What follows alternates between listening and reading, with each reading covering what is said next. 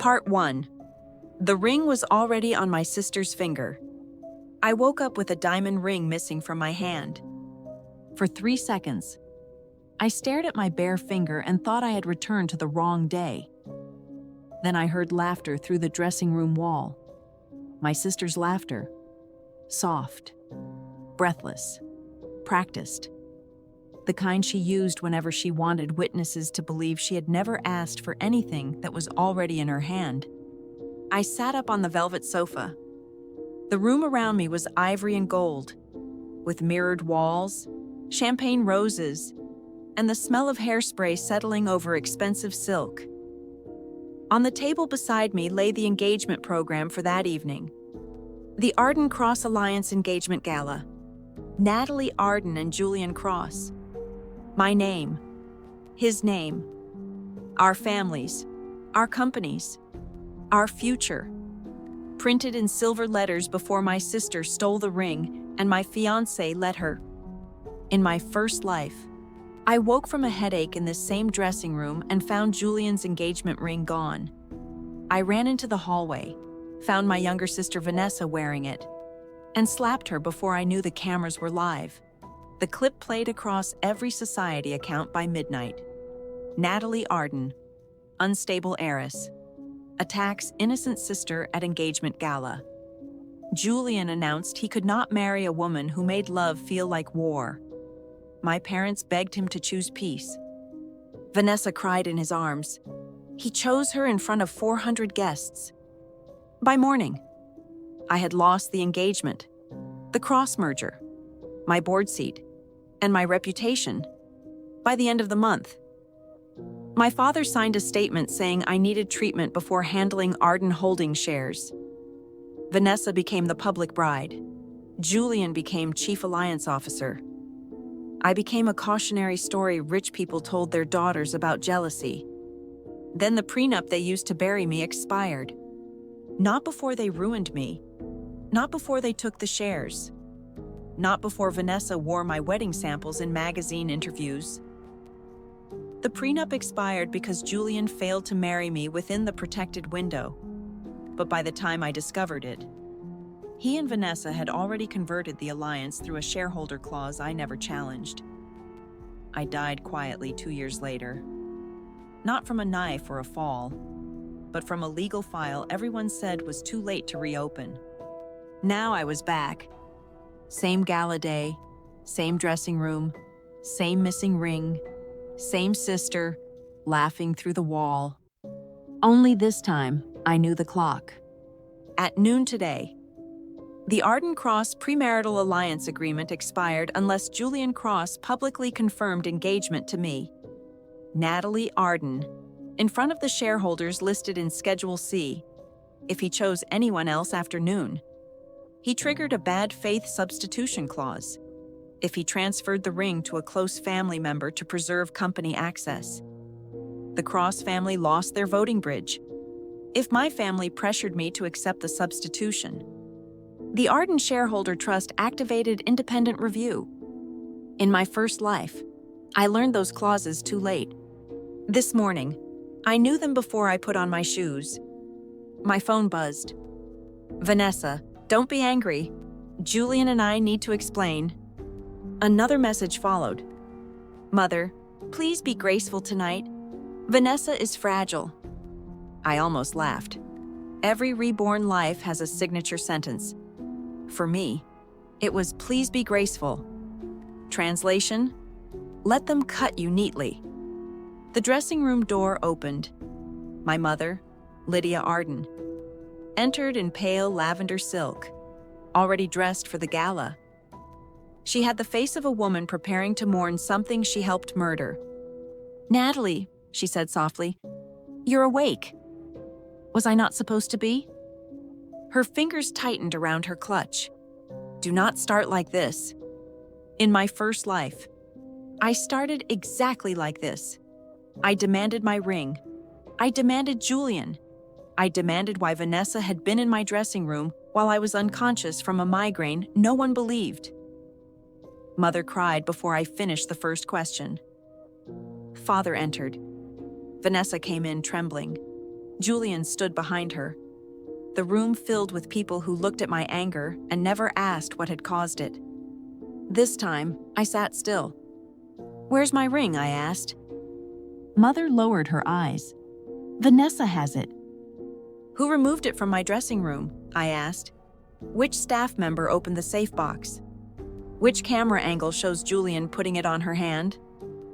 Mother's face tightened. Because grief is easier to manage than inventory. I noticed it was not planned. Diamonds rarely jump fingers by accident. Her mouth tightened. Julian is confused. Then why is Vanessa wearing the answer? Mother looked toward the wall, where my sister's laugh came again. Smaller this time. She was listening. Good. I wanted her to hear the silence she mistook for weakness. "Natalie," Mother said, "your sister has loved Julian for years." There it was. In my first life. That sentence broke me open. Loved him for years. As if love were a receipt that outranked an engagement contract. As if Vanessa's longing made my public humiliation inevitable. As if I had been cruel for accepting the proposal arranged by both families. Negotiated by both boards. Celebrated by the same mother now asking me to step aside. "Then she has been patient," I said. Mother blinked. "What?" "Years is patient." She did not know what to do with calm. The door opened again. Vanessa slipped in wearing a champagne dress that looked almost white under the warm bulbs. My ring sat on her left hand, too loose at the knuckle, glittering like stolen weather. She had curled her hair softly around her face. Her eyes were wet but not red. Vanessa had mastered tearful beauty the way other people mastered languages. "Natalie," she whispered, "I am sorry." "For which part?" She looked down at the ring. "This looks terrible." "It looks expensive." Her lips trembled. "Julian put it on me. I did not ask." In my first life. I screamed that she was lying. She cried. The staff outside heard me.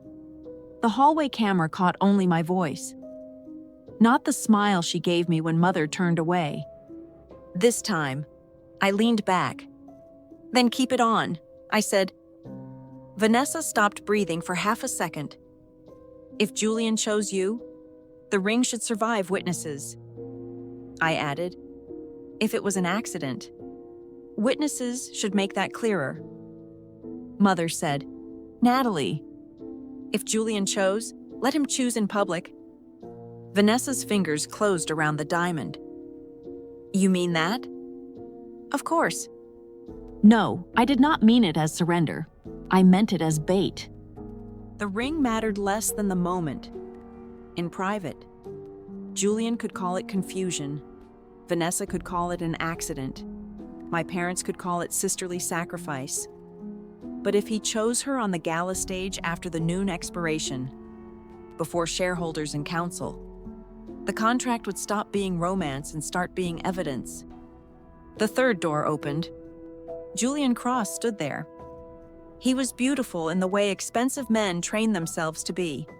Dark suit, silver watch, jaw clean enough for magazine covers, eyes that always looked thoughtful when he was calculating. In my first life, I loved him, or I loved the version of him I was handed with the contract. He was polite, attentive, patient with my schedules. He remembered how I took coffee and forgot how many times he looked past me when Vanessa entered the room. Today, he looked at me carefully. "Natalie," he said, "can we talk?" "We are talking." His gaze dropped to my bare hand, then moved to Vanessa's. He did not look ashamed. He looked inconvenienced. "This is complicated," he said. "No, the ring is on one finger at a time." Vanessa whispered, "Please do not hate me." I looked at her. "I do not hate you." That was true in a technical sense. Hate is hot. What I felt was colder, more useful. Julian stepped closer. I never meant to hurt you. Another favorite sentence of thieves? Then tonight should be easy, I said. Announce what you mean. In front of whom? Julian asked.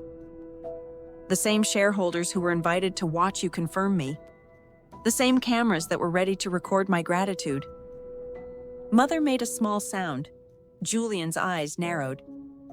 You want me to announce this? I want you to stop being confused.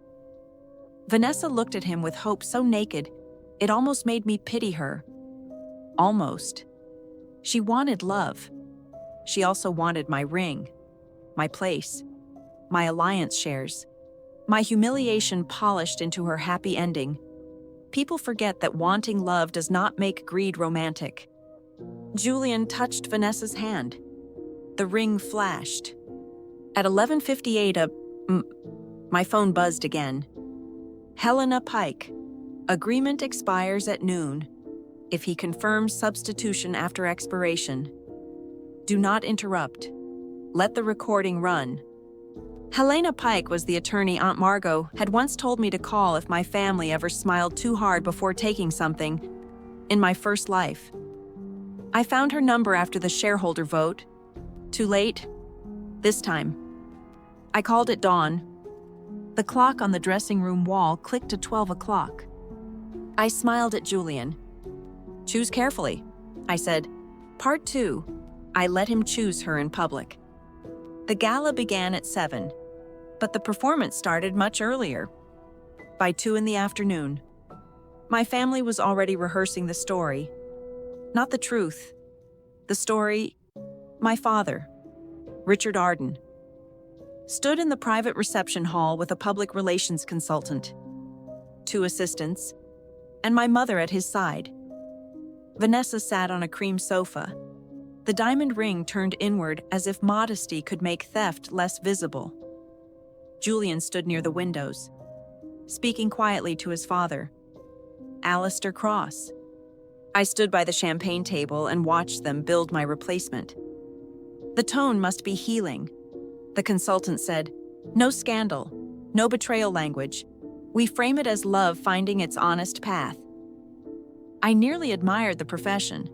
Give them enough money and they can make a knife sound like a door opening. Father nodded. Natalie will support it.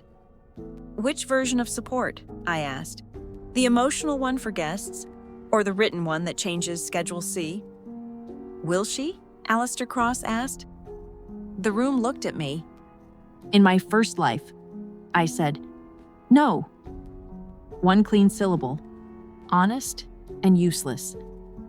Father pulled me aside. Mother cried.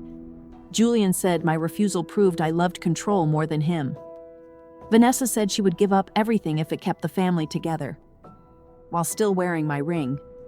By the time guests arrived, I was already unstable. They never needed to defeat my argument because I had supplied the footage of myself making one. This time, I lifted my glass of water. I want Julian to be honest, I said. Vanessa looked relieved. Father looked suspicious. Julian looked interested. Men like Julian are always intrigued when the person they are using stops resisting. They mistake quiet for surrender because surrender is the only silence they respect. The consultant smiled. Excellent. Then we can have Natalie say a few words before Julian's announcement. No, I said. The smile froze. Let Julian speak first, I continued. It is his choice. And choices are cleaner when the room knows who made them. Alistair Cross studied me. Generous. Accurate. Father approached with the slow patience he used in boardrooms. Natalie, we need unity tonight. The alliance vote is attached to the engagement confirmation. I know. Do you? Schedule C shareholders are seated in the front 2 rows. Cross Ventures receives the voting bridge only if the engagement to me is confirmed before or during the gala under the existing agreement. His face tightened. He had not expected me to quote the file. Julian said smoothly, the agreement can be amended. By consent. You would deny consent out of spite? No, I said. I am waiting to see what you ask for.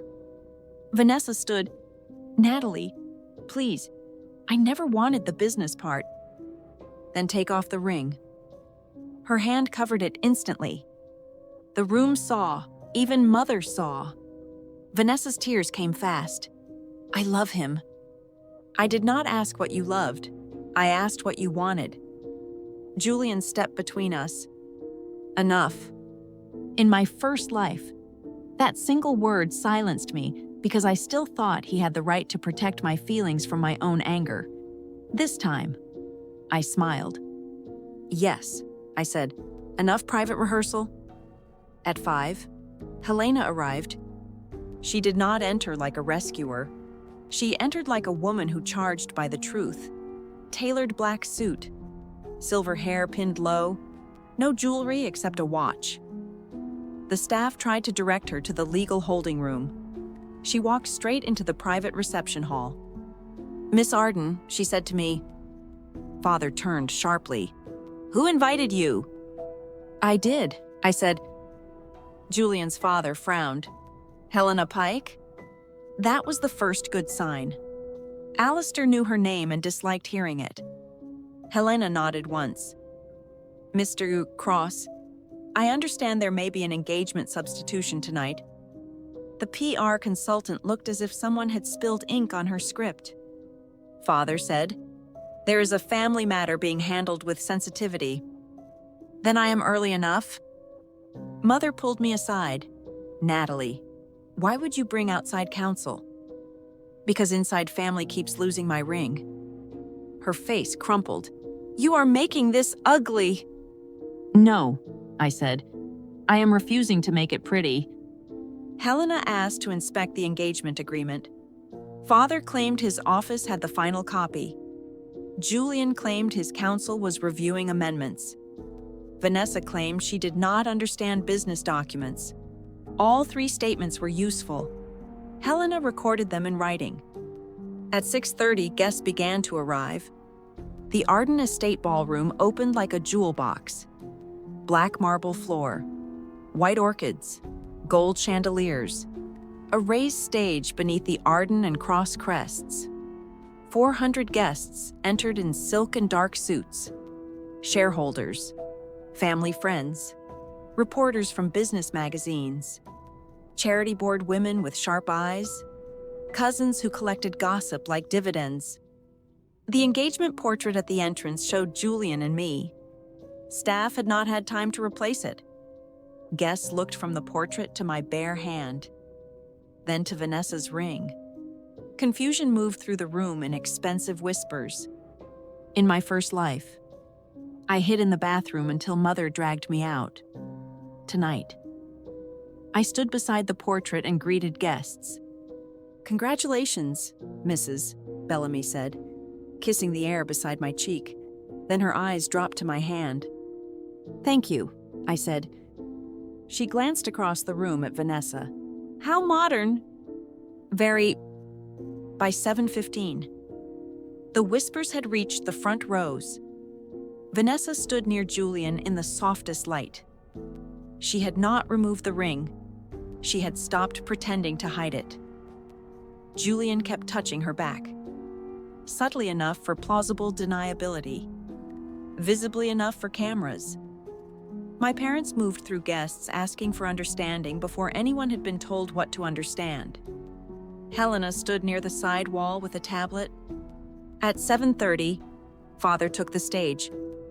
Friends, he began, tonight is about love, family, and the courage to honor truth even when truth arrives unexpectedly. I almost laughed. They had kept the consultant's line. Father continued. The Arden and Cross families have long believed that strong alliances require strong hearts. Sometimes, the heart reveals a path different from the one written on paper. The front row stiffened. Shareholders love romance until it touches voting rights. Tonight, Father said, we ask you to witness not scandal, but honesty. He gestured to Julian. Julian walked onto the stage. Vanessa followed. Trembling beautifully, Her ring caught the chandelier light. The room inhaled. Julian took the microphone. In my first life. I rushed the stage here. I grabbed his sleeve. I asked how he could do this to me. Someone's phone caught my voice cracking. That clip became the entire truth. This time, I stood beside Helena and folded my hands. Julian looked for me in the crowd. When he found me calm, something like irritation passed across his face. He had prepared to be brave against my chaos. My peace gave him nothing to push against. Natalie, he said into the microphone, deserves honesty. No, I thought Natalie deserves damages. I care for her deeply, Julian continued. But love cannot be forced by agreements, expectations, or boardroom plans. Alistair Cross lowered his head slightly. Father watched the shareholders. Mother watched Vanessa. Vanessa watched Julian as if he were delivering scripture. The truth is, Julian said, taking Vanessa's hand, my heart has chosen Vanessa. The ballroom erupted. Not applause. Not yet. Shock. Gasps. Whispering. Camera shutters. Vanessa began to cry. Julian slipped my diamond ring more firmly onto her finger. So tonight, he said, voice steady, I choose Vanessa Arden. Helena tapped her tablet. The large screen behind the stage, originally meant to display engagement photos, went black. Then white text appeared. Arden Cross Premarital Alliance Agreement, Expiration and Bad Faith Substitution Review. Julian turned slowly. For the first time all day, Vanessa forgot to cry. Part 3. My family rehearsed the wrong lie. The ballroom went silent in layers. The first layer was romantic shock. Guests trying to decide whether they had witnessed true love or social murder. The second was business shock. Shareholders reading the words on the screen and realizing the gala had become a legal event. The third was family shock, the sweetest one, because my parents finally understood that I had let them finish the sentence. Father stepped toward the stage stairs. Turn that off! No one moved. Helena's voice came through the sound system from the side microphone. The screen is displaying a council-certified document relevant to the announcement just made. Julian's jaw tightened.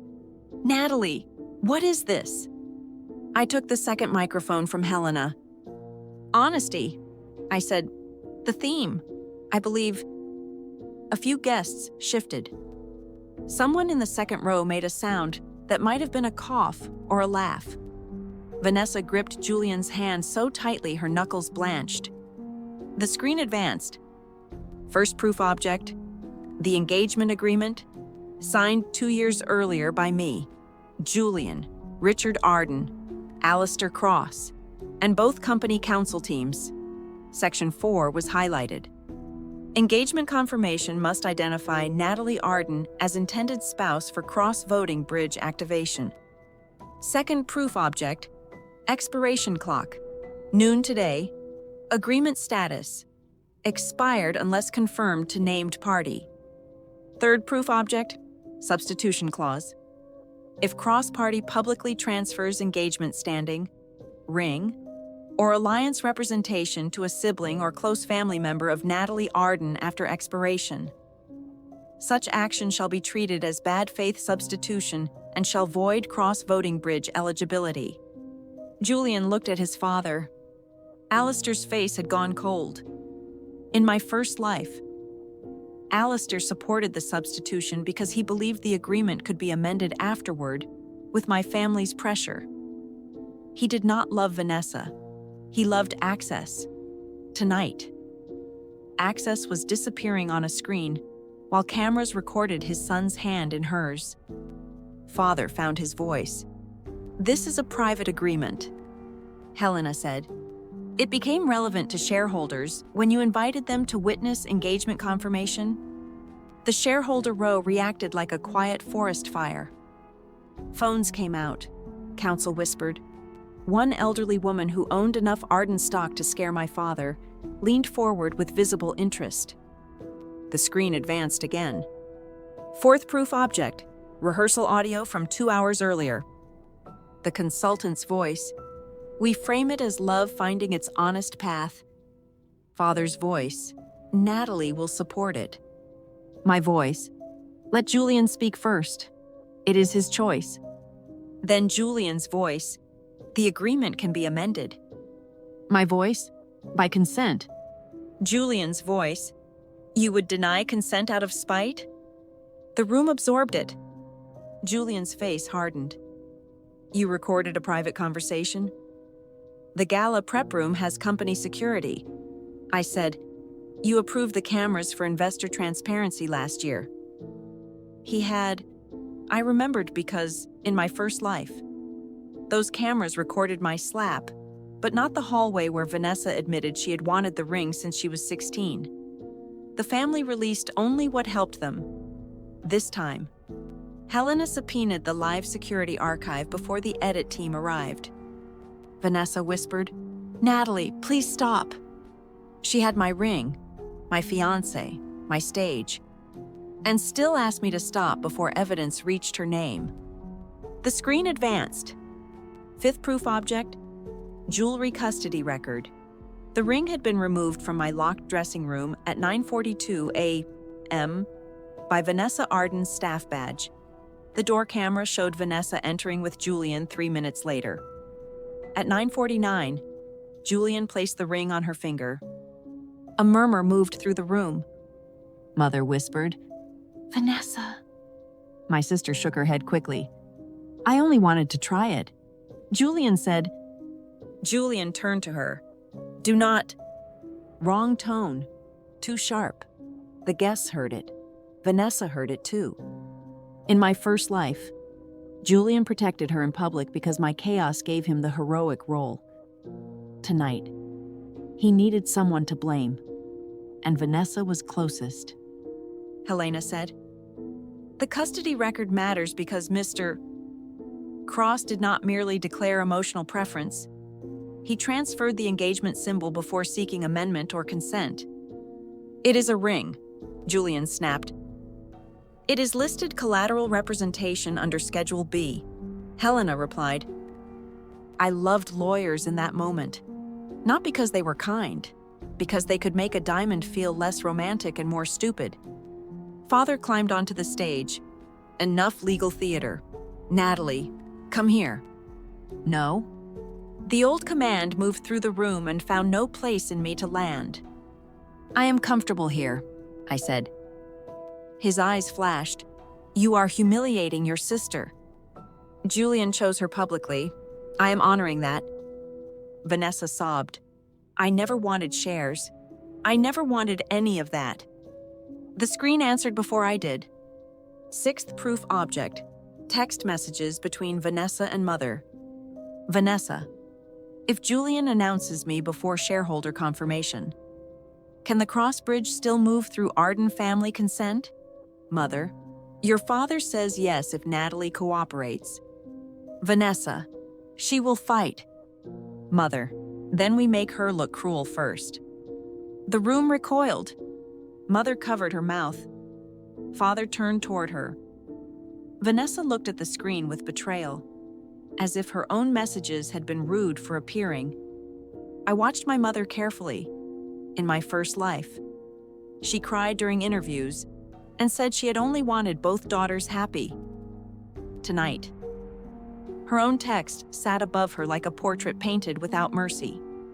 Mother, I said, would you like to explain what cruel meant?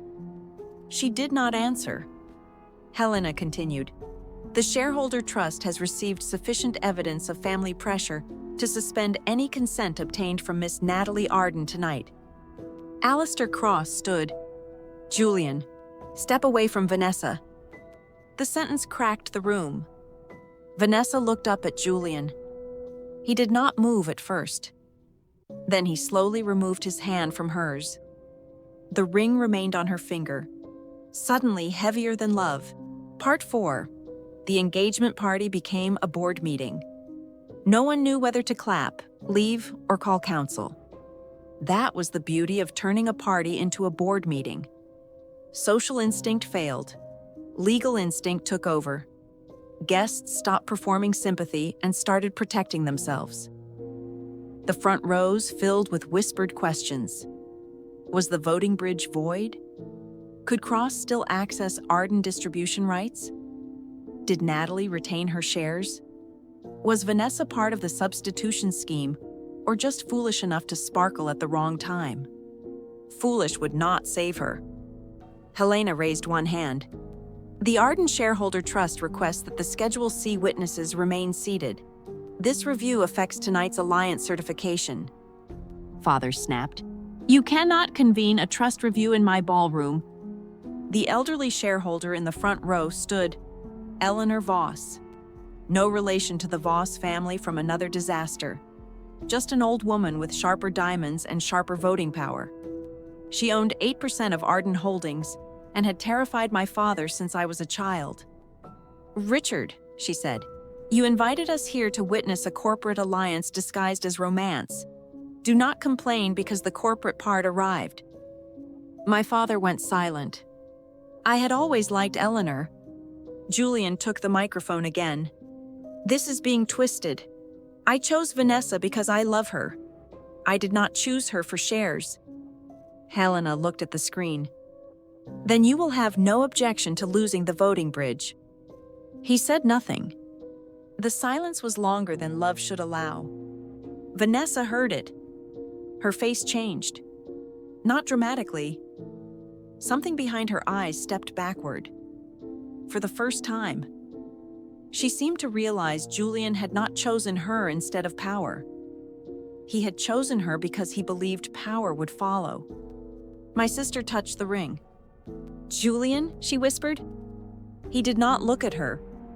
In my first life, I believed Vanessa won Julian tonight. I understood she had won the role I was meant to play. A woman used to open a corporate door. The difference was that I had read the hinges. Helena displayed the shareholder clause. If bad faith substitution occurs, Natalie Arden's restricted shares shall vest immediately under independent control, and Cross Ventures shall lose access to provisional voting bridge. Arden family trustees participating in coercion shall be suspended from Natalie Arden's share proxy. Father's face drained. Mother gripped the back of a chair. This was what they had not told Vanessa. It was not just about whom Julian loved. It was about who controlled my restricted shares.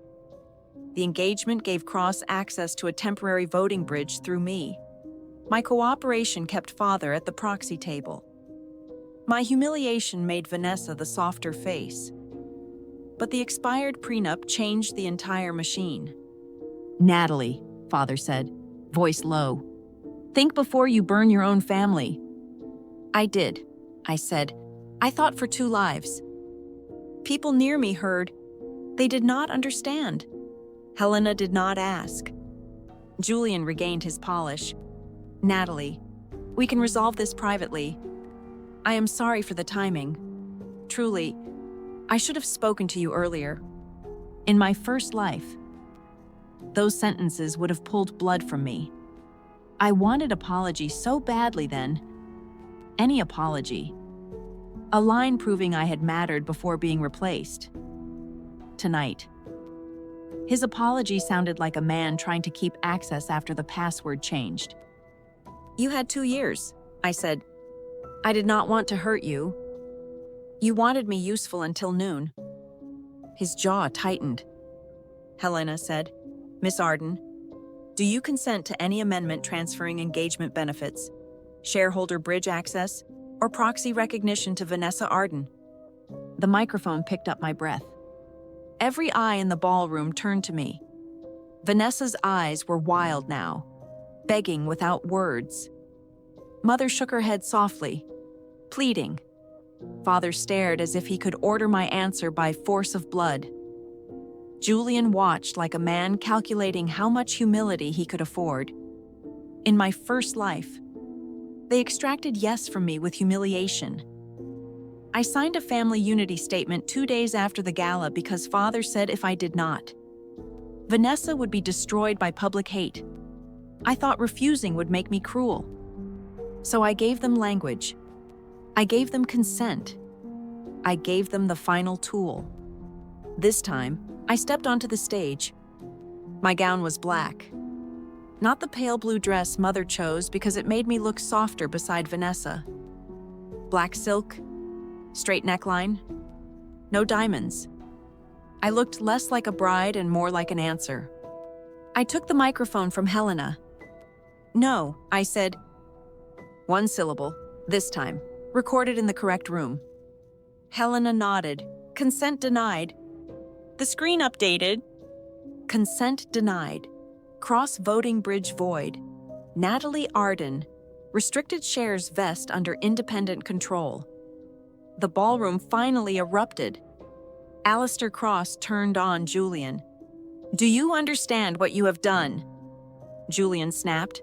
Do not pretend you cared who I married. Gasps. More cameras. Better evidence. Vanessa took one step back from him. Mother whispered. Julian. Father's face hardened. Natalie, this can still be fixed. Not by me. You are punishing everyone because a man chose your sister. No, I said. I am enforcing the contract everyone asked me to obey. Eleanor Voss smiled from the front row. Helena turned to the shareholder witnesses. You have heard Miss Arden deny amendment consent. The trust will circulate formal notice tonight. Vanessa suddenly pulled at the ring. It stuck at her knuckle. She tugged harder, panic making her clumsy. Take it, she said to Julian. I do not want it like this. He looked at the ring, then at the room, then at his father. Too slow. Vanessa saw the delay. Everyone saw the delay. In my first life, she got my ring and thought it meant she was chosen. Tonight. The diamond told her the truth.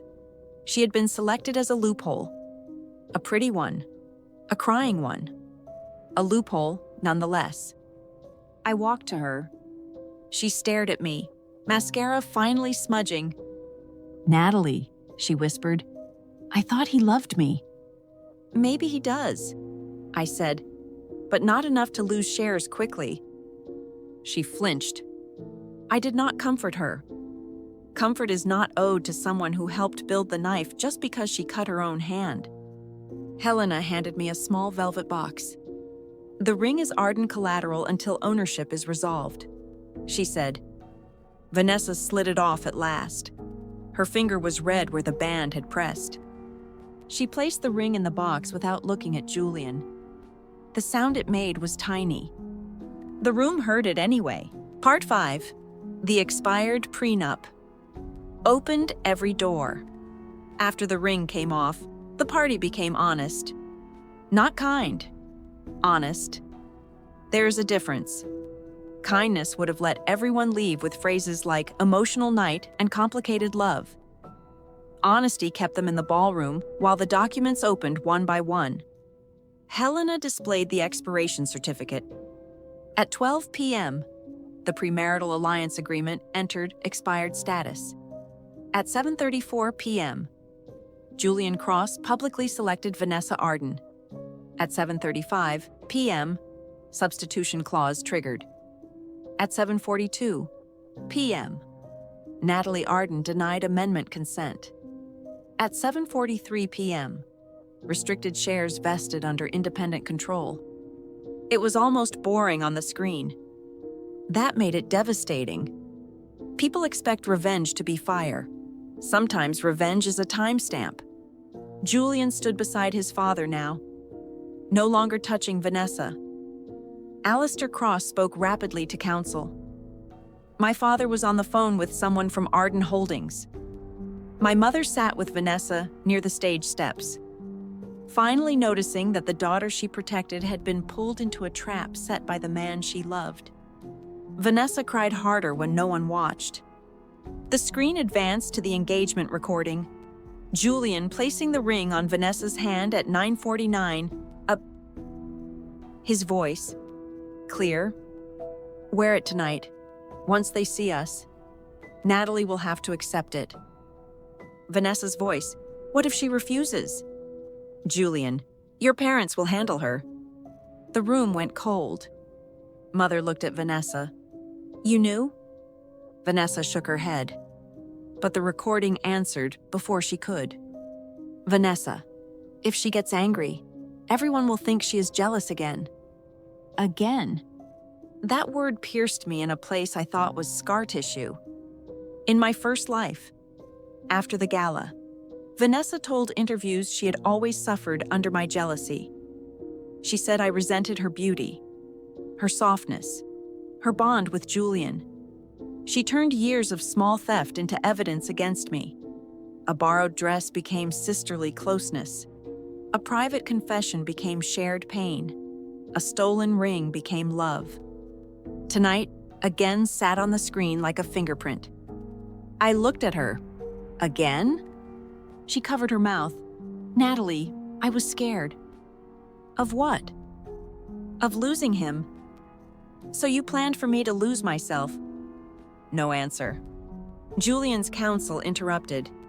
This recording is prejudicial and should not be displayed publicly. Helena replied.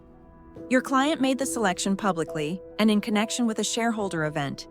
The displayed material establishes intent. Intent can be disputed. That is why we preserve evidence. I thought of all the evidence missing from my first life. The hallway smile, the private messages, the consultant notes, the ring custody record, the security footage released only after I looked violent. They had not beaten me because they lied better. They beat me because they controlled what survived. This time, everything survived. Helena showed the next proof object. Shareholder counsel notice from Cross Ventures, drafted at 3:12 p.m. Proposed amendment. Substitute Vanessa Arden as emotional partner while preserving Natalie Arden's restricted share bridge through family consent. Alistair Cross closed his eyes. Julian stared at the screen, then at his father. You drafted that? Alistair said. You created the problem. Another crack. Family alliances are beautiful until liability asks who touched the match. Father's phone call ended. He turned toward me with a face I remembered from childhood. Not loving, not angry, strategic. Natalie, he said, I am willing to resign as proxy for your restricted shares if we keep the Cross relationship alive in some form. Mother looked up, stunned. Richard. He ignored her. You can have independent control. Fine. But do not destroy the company because Julian made a romantic mistake. The audacity was almost refreshing. He had moved from denial to bargaining without stopping at apology. A romantic mistake, I asked. A costly one. Yes, but we recover. We issue a statement. Julian apologizes. Vanessa withdraws. You agree to a cooling period. Vanessa looked at him as if he had slapped her. In my first life, my father called me selfish for hurting her. Tonight, he discarded her in the time it took to save a stock price.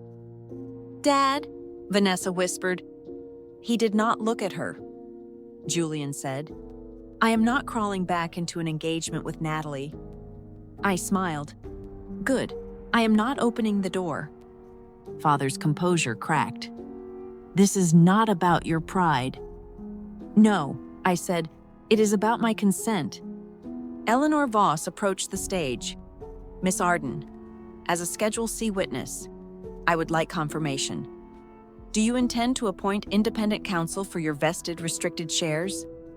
Yes, I said. Helena Pike. Helena nodded. Accepted. Father's face went flat. That was the real punishment. Not Julian losing me. Not Vanessa losing the ring. My father losing proxy control over shares he had treated as family furniture. The ballroom screen updated with the temporary control notice. Natalie Arden. Share proxy. Transferred to independent counsel pending formal board review. Alistair Cross spoke into his phone. Julian stood alone. Vanessa sat with the ring mark still red on her finger. Mother looked from one child to the other, and finally seemed to understand that choosing one daughter to keep the peace had cost her both. I expected triumph. Instead, I felt quiet. In my first life, I thought I wanted Julian to regret losing me. Tonight, I realized his regret would be too small. What I wanted was for the system that rewarded him to stop using me as a door. The door was closed. Part 6. My sister learned the price of taking my place. The guests began leaving after 9, but the important ones stayed.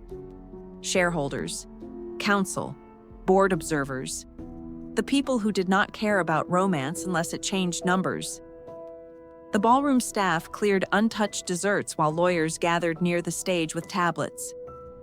The floral arrangements looked ridiculous now, white orchids watching a corporate wound bleed politely. Vanessa sat alone at a side table. No Julian, no mother, no ring, just a champagne dress, smudged mascara, and the first evening of her life where wanting something did not make everyone rush to soften the edges. I did not go to her immediately. First, Helena walked me through the notices. Cross-voting bridge void, Arden proxy review initiated, family pressure record preserved, ring collateral secured, engagement agreement expired, no amendment consent, independent control pending. Each item was a brick removed from the cage. Father approached once with 2 lawyers. Helena handled him with 7 sentences and 1 document. Mother approached twice and stopped both times before reaching me. Julian did not approach. That told me everything I needed to know about his love, regret, and courage. At 9:30, Vanessa came to me. "Can we talk?" she asked. In my first life, she asked the same question after the gala. When I was locked in my bedroom and she wore my ring on television, she slipped in, sat on my bed, and said she hoped we could still be sisters. Then she asked me to sign the unity statement because the internet was being cruel to her.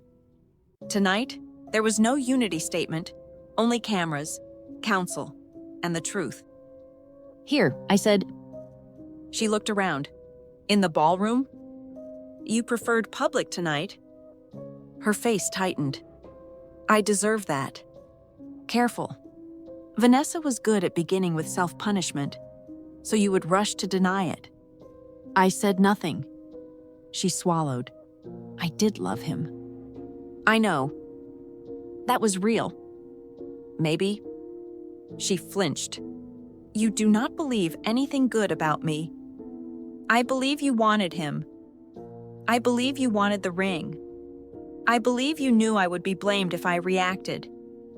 I believe you were willing to let that happen. Tears filled her eyes again, slower this time, less useful, more human. I thought you would survive it, she whispered. There it was, the confession under every betrayal. I did not think it would kill you. I thought you could afford to lose more. I thought your pain would be manageable if mine ended. In my first life, I did survive it for a while. Survival made them think the theft was acceptable. I breathed. Therefore, they had not suffocated me. I walked. Therefore, they had not broken me. I was alive. Therefore, they called themselves kind. I did not, I said. Vanessa looked confused. I could have explained.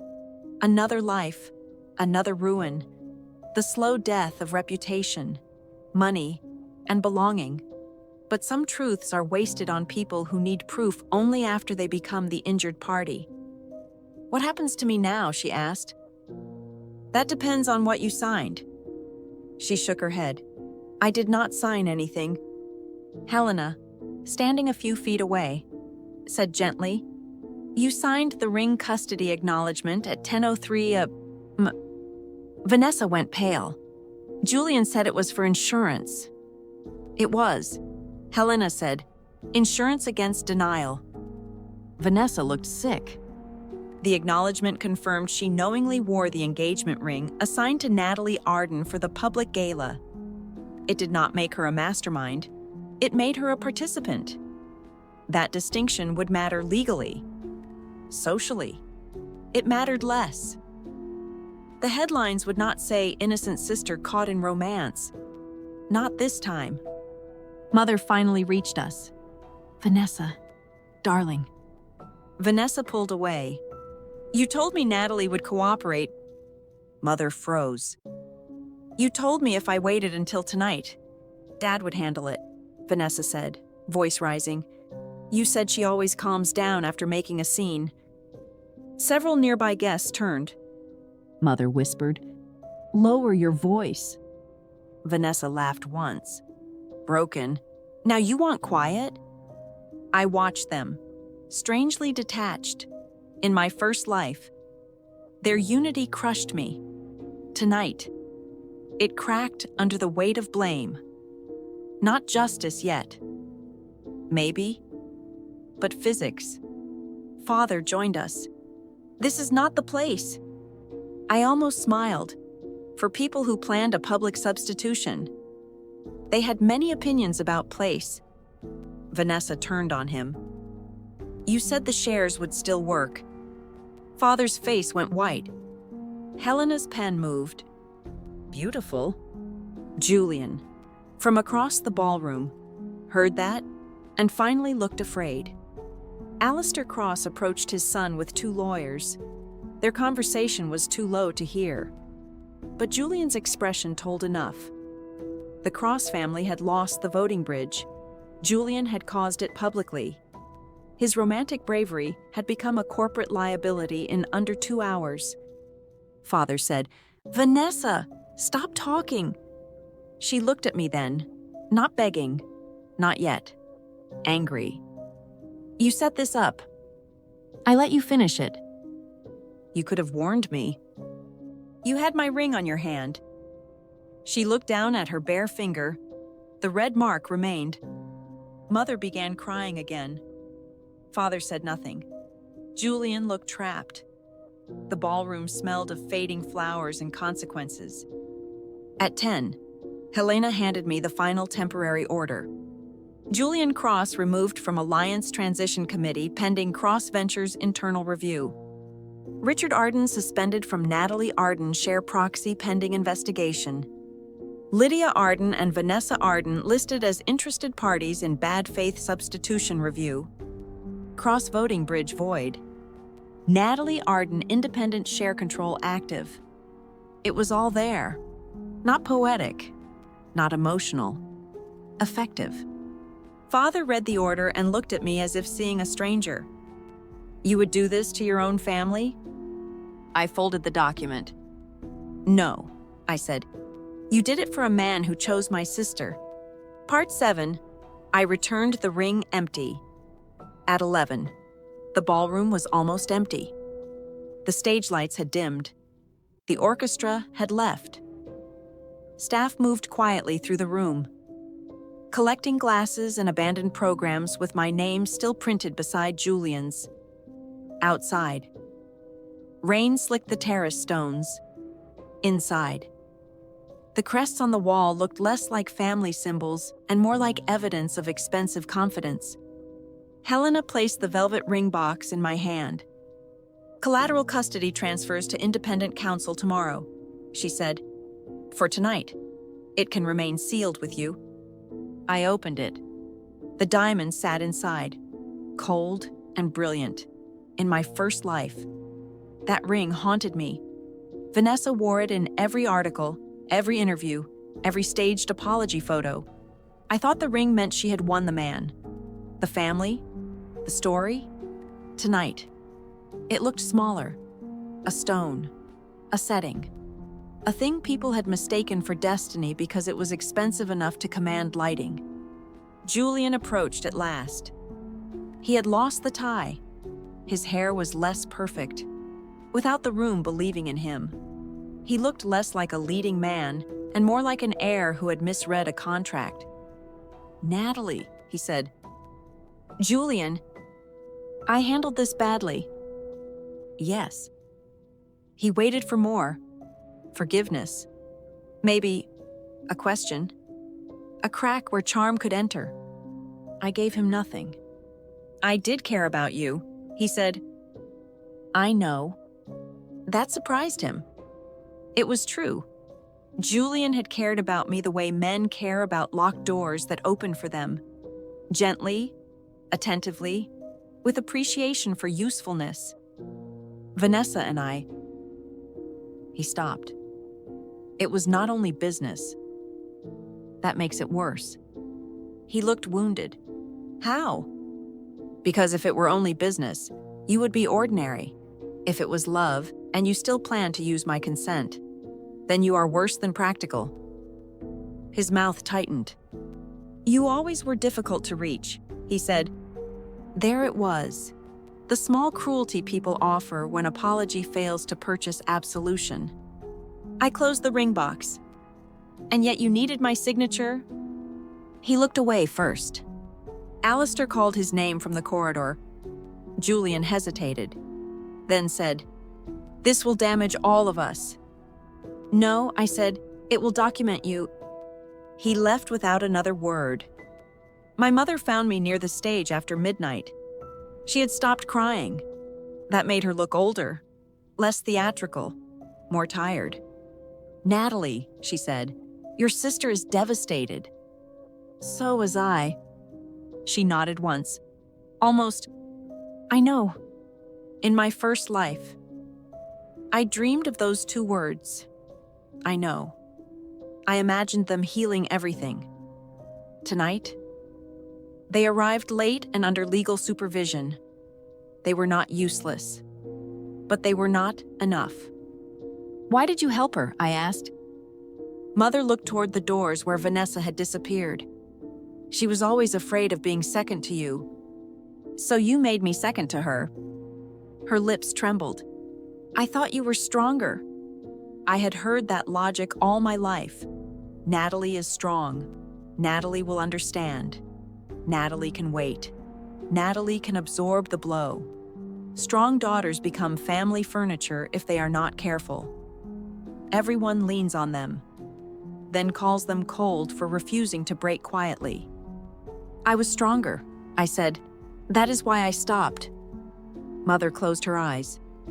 Father did not say goodbye. He was already in a legal call. That suited us both. Vanessa did not come back. I walked through the side corridor with Helena. The staff had removed the engagement portrait from the entrance. Only the empty easel remained. In my first life. That portrait stayed up for 2 days while the family decided how to crop me out. Tonight, the empty frame felt honest. Outside, a car waited. Where to? Helena asked. The Arden apartment downtown. Your father controls the access. Not anymore. She smiled faintly. No, not anymore. The shareholder trust owned the apartment. My vested shares gave me independent access. Another small door opening. Another proof that my life had contained exits I had been trained not to read. Before I got into the car, I turned back once. Through the ballroom windows, I could see workers taking down orchids. The stage where Julian chose Vanessa was empty. The screen was black, somewhere inside. My mother was comforting the daughter who had my ring for 9 hours. Somewhere else. My father was trying to save proxy control he no longer held. Julian was probably being told by his father exactly how expensive love had become. I opened the velvet box again. Then I removed the diamond ring and placed it on the stone ledge beside the entrance. Inside the open box, under the security camera, Helena watched quietly. Are you sure? She asked. It was never the point. The ring would be collected, logged, stored, fought over by people who still believed symbols mattered more than consent. I got into the car with empty hands. My phone buzzed as we pulled away. Shareholder trust notice. Natalie Arden Independent Restricted Share Control, active. Eichsheim e Fargars. Another message from Vanessa came 1 minute later. I loved him. I did not know he would choose the shares. I saved it. Not because I felt sorry for her, because if she ever told the story differently. Timestamps were kinder than memory. The car moved through the rain. In my first life. I spent years believing I lost Julian to my sister because I was not soft enough, not graceful enough, not lovable enough to keep what was promised. Tonight taught me the cleaner truth. I did not lose him. I watched him reveal the price tag. The prenup expired at noon. His courage expired on stage. And I left the ring where all empty promises belong, under a camera, waiting to be claimed as evidence.